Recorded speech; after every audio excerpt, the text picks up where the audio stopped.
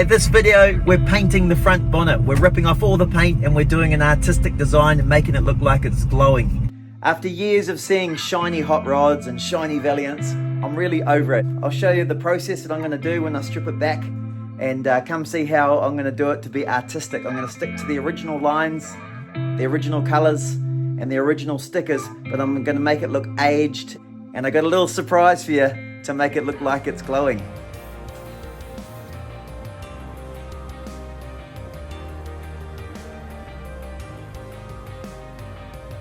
It's all masked up now. I don't want to take the bonnet off. It's really horrible outside. I've got no other space, so I'm going to do it in my shed. And there's lots of different ways to do it. You can sandblast it, you can sand it off with a grinder or a sander, whatever. But in this case, I've decided to keep it wet and just use some paint stripper and the plastic I'm using, so I can just put all the junk on there, get rid of it, and then I'll give it a light sand up, mask up the car so I don't create too much dust. Thanks, dude, for your help, man. You're welcome. Yeah, got some serious masking skills, this one. So yeah, the next stage, paint stripper. So there's a couple of ways to take these off that I know of. One is this caramel wheel. This is I call it a caramel wheel. You can go max 4,000 RPM, but you basically rotate this round and it comes off pretty quick. So the other way that you can do is use heat, and that's very good, but this one is pretty much super fast. A really, really good way to get these decals off when you're doing paint work. So paint stripping is not really fun, but if you're going to do it, definitely wear a mask, wear your safety goggles. I'll put on some overalls and some gloves. Just don't risk it. I know that sometimes you're just like, just get the job done. Trust me, just use the good stuff.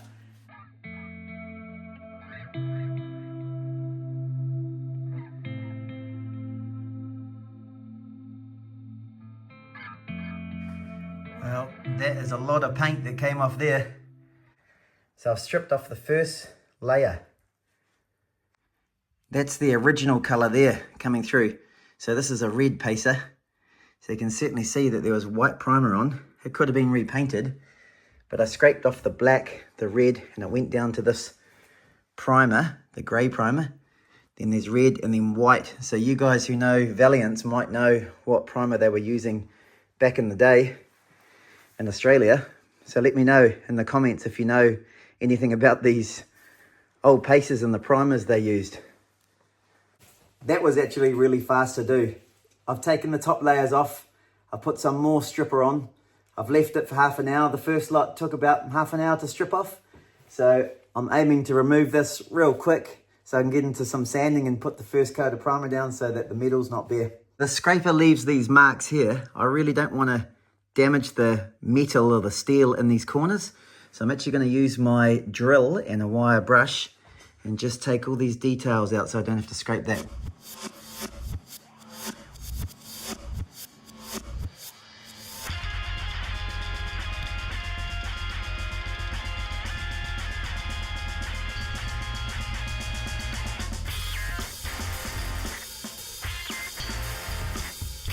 So before you use paint stripper, just know that that is a lot of work. I can't be bothered letting it sit all night and doing that. I just want to rip into it. So just know that if you're going to take it off with a scraper, like I did, it is hard work. Whew. But check this out. This is a 10-litre bucket and there's 9 litres. And if you look at this, that was all polyester filler all through here. Still a bit left. I'll just get that now. But all up, I think it's taken about an hour and a half to paint strip and rip all that paint off. So quite fast, but that's a lot of work. That ain't for the faint-hearted, that's for sure. This bit here is some filler that is on direct metal without primer. So they've sanded it with a oscillating sander. Watch how easy this scraper takes it off.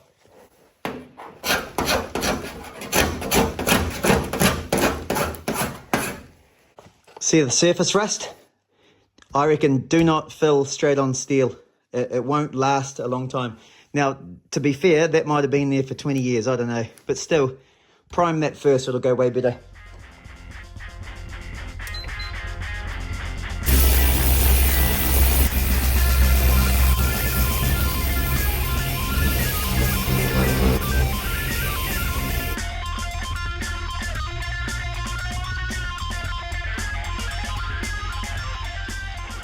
a little bit of a shame. Some of these deep marks are in the steel. I probably pressed a bit too hard with the scraper. Yeah, probably if you're going to do what I did, don't press so hard on the scraper. It might backfire. It's fast, but maybe go slower, not too hard.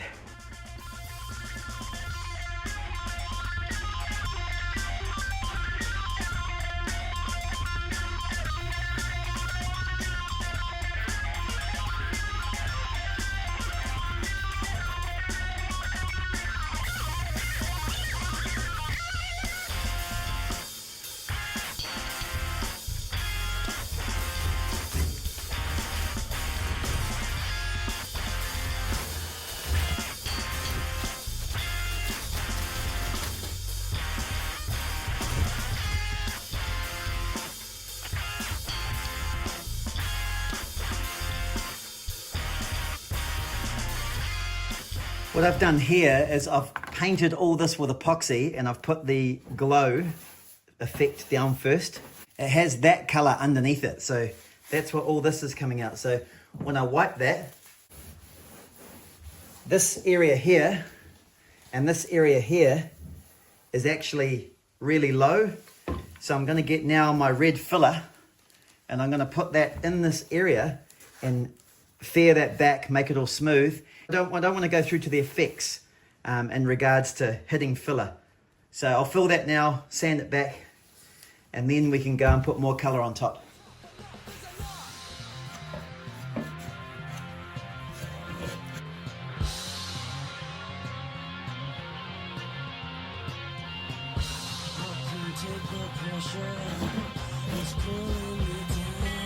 So this here is polyester putty and it's black color.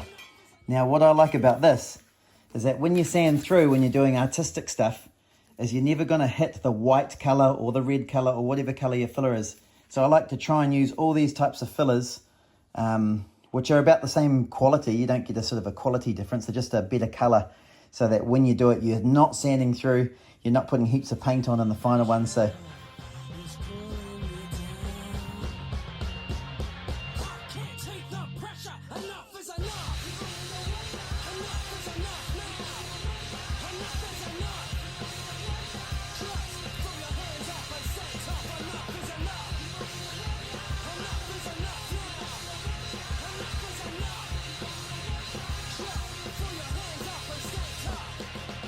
So here's all the base coats down. I got my filler in. I've come back to steel, so I'm going to prime that. But this is what I'm aiming for it to wet up like that. That's a bit of ISO just sprayed on there. So it's really got the glowing effect that I'm wanting to go for. It's looking really good. I'm really happy. So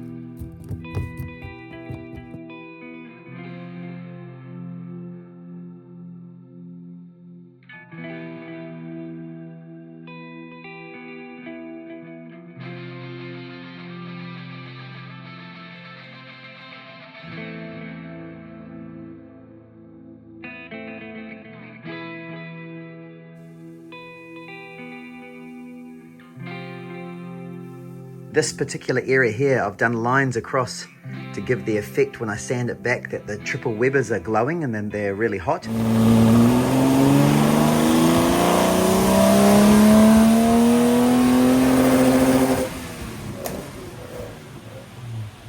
So I'm hoping that's going to look really nice, but as you can see, there's a lot of paint on there, all epoxy, different colors, and it's quite rough, so I'm going to have to hit it with quite a coarse grit and then go to the finer grits. Man, that's a lot of work. So I couldn't help myself, and I've sanded this patch here to do a little test. So that's what I got. So I've got to work out how deep to sand it.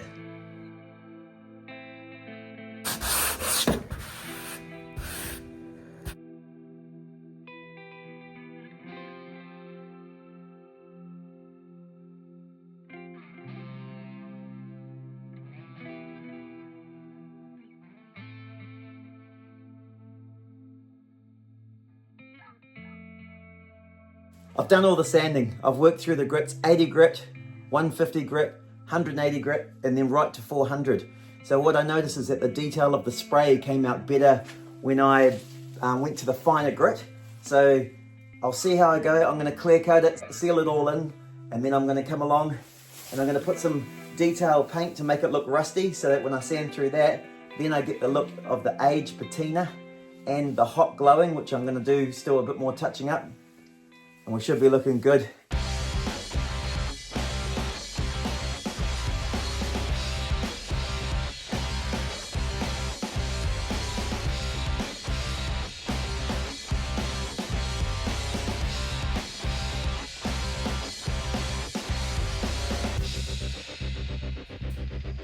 So the paint's cured, and then I'm just about to sand it back. I put some mottle spots. I wanted this to look like rust coming out.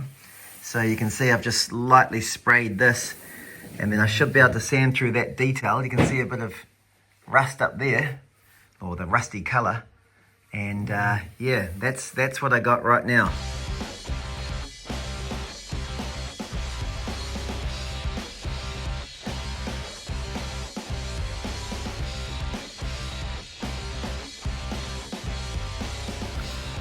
Well, I'm going out on a date night with my wife tomorrow, and I just want to finish it. I've got to put the sticker on, so I'll lay that on, I'll follow the lines. I'm going to use a model, this Trax model that I bought. It shows the bonnet detail of the black meeting the red, or whatever colour your Pacer or your Charger is, the VH ones anyway. Is a decal Hemi 265 on the bonnet. I've always thought for years how it works. Does it stay on the colour? Does it stay on the black? Blah, blah, blah. But if you look at all the models, you'll see that the colour goes down to the black, and there's around about 100 to 150 mil there. But the Hemi part is in the colour, and the 265 part is in the black. So I'm going to put this on, burn it to make it look hot. You guys are going to think I'm nuts.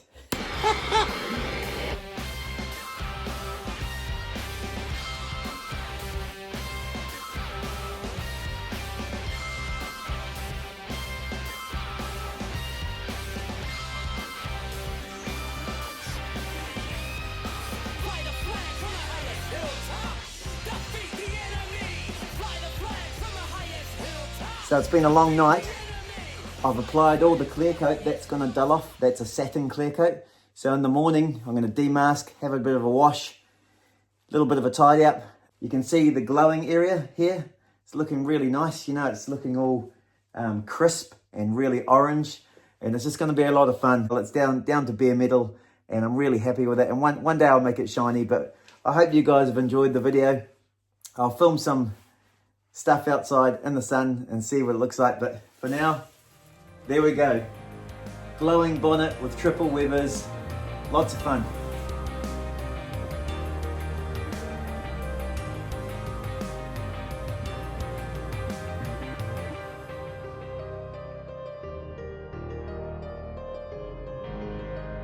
Look, I'm going to sign off the video. I'm really happy with the bonnet. It's come up really well. And I've done semi-gloss at the moment just to finish it off. I'm letting it bake in the sun, and I might go gloss, but anyway, this is the trial patch to work out if I'm going to do the whole car. So this kind of rust here is what I'm going to be probably doing along the sides. Let me know in the comments if you like it, and I'm really keen to hear what your thoughts are. For me personally, I know I can just paint it and make a perfect Pacer and do all the right colours. As a painter, that's what I do. But I'll be very interested to hear your opinion. Thanks for watching the video. Catch you later.